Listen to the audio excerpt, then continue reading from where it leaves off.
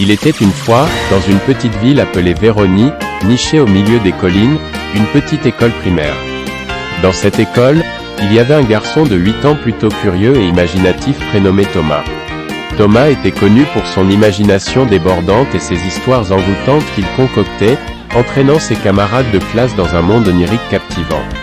Par un mois de novembre froid, alors que les feuilles rouges et dorées formaient un magnifique tapis sur le terrain de l'école, Thomas entra dans sa classe avec une lueur inhabituelle dans les yeux. L'enseignante, Mademoiselle Dupont, remarquant l'étincelle inhabituelle dans les yeux de Thomas, reconnut que cette journée serait effectivement marquante tant pour Thomas que pour le reste de la classe. À l'heure du cours d'art plastique, le préféré de Mademoiselle Dupont, elle demande aux élèves de formuler au tableau leur vision. Avec un sourire espiègle dansant sur ses lèvres, Thomas s'avança et déclara: « J'ai dessiné un monstre sur le tableau », déclenchant les rires et les chuchotements parmi ses camarades de classe. Là, sur le vieux tableau, dessiné avec des traits audacieux, se trouvait une créature plus drôle qu'effrayante.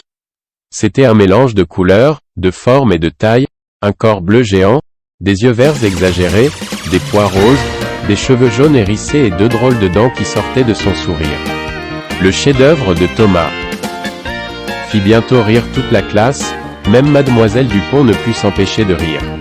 Même les monstres peuvent être amusants et amicaux, a déclaré Thomas, une déclaration profonde de la part d'un si jeune garçon. La journée s'est terminée, laissant derrière elle un immense sentiment d'accomplissement et de joie parmi la classe.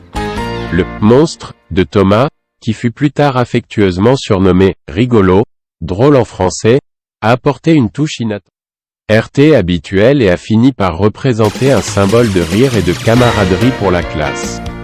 L'histoire de Thomas n'a fait que renforcer la conviction que la créativité combinée à une touche d'humour pouvait renverser n'importe quel monstre, injectant de la joie et des leçons dans la vie ordinaire, rappelant aux gens de ne pas tout prendre trop au sérieux dans la vie.